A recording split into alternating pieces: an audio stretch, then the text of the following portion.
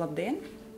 Es esmu Līga Pipare, un es esmu ieradusies šeit, lai iepazīstinātu jūs ar kādu stāstu, ar kādu brīnišķīgu stāstu, kur galvenās varonas ir man šeit piebiedrojušās plakātā aiz muguras. Tas ir Ruči un Norija.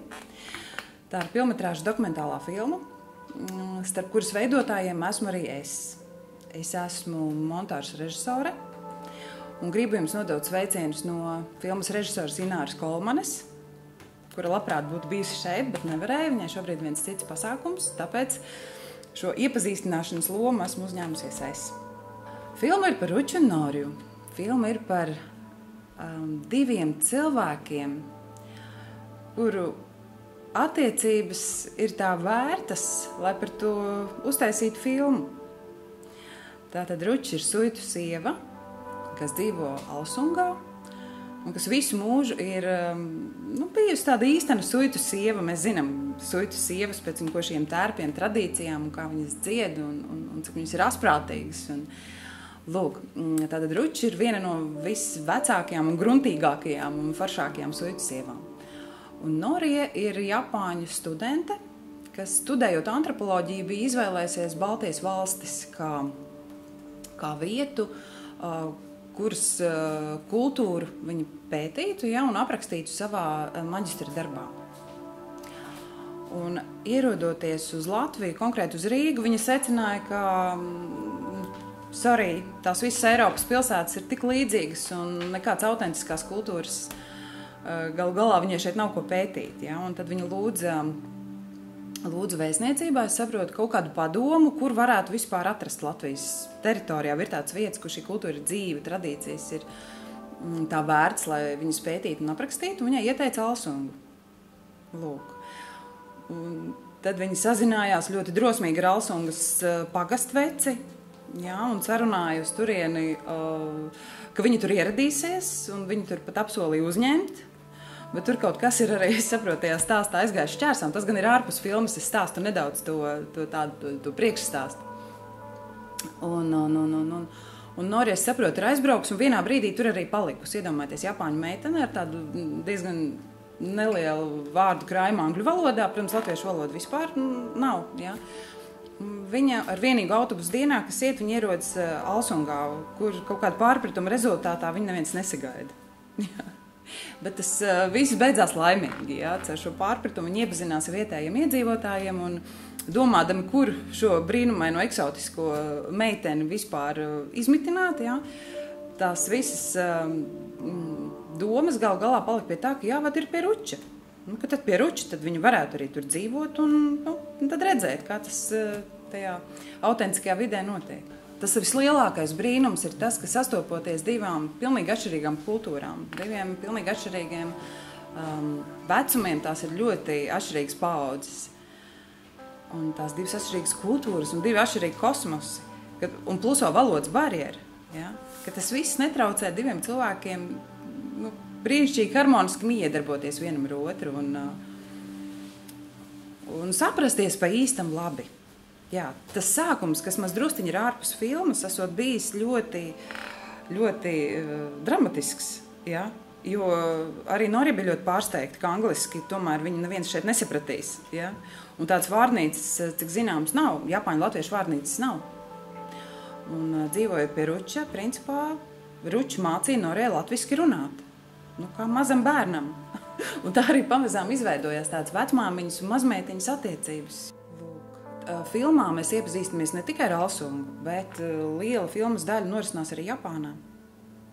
To es varu atklāt, Ka pienāk filmā tāds brīdis, kad abām filmas varonēm ir jāšķiras. Un tad arī skatītājiem sirds lūst, jo tieši tajā brīdī ir skaidrs, cik ļoti viņas vienotrai ir pieķērušās. Ko es varu teikt par montāži?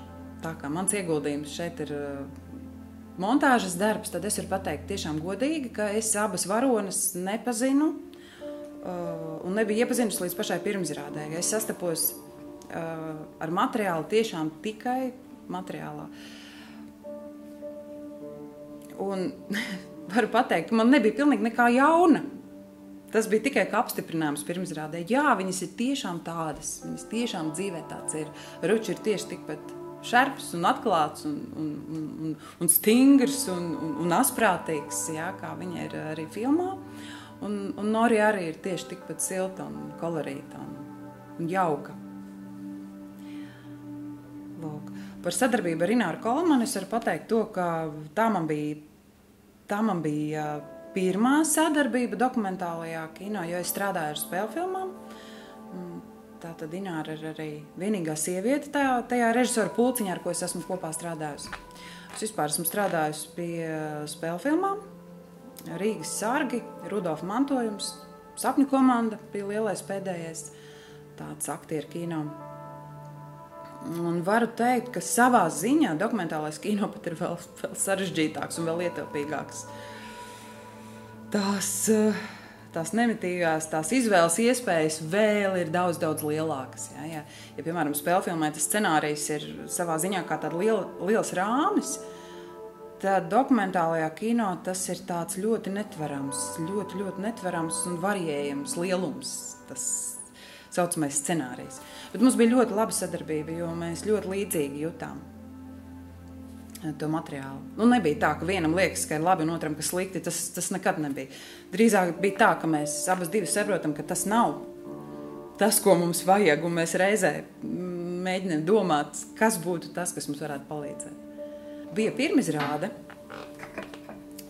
bija Rīgā, uz ko ieradās suiti.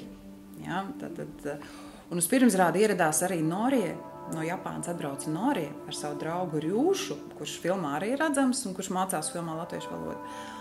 Un vēl Norijai bija līdzi draudzene, Japāņu draudzene. Tad viņi trietā, triju Japāņu delegācija bija ieradusies uz Rīgas pirmizrādi un arī Alsungas tāds suitu kopa bija ieradusies kinoteatrī Splendid Palace. Un tā bija tāda interesanta tikšanās savā ziņā, patiešām unikāla šo divu kultūru satikšanās.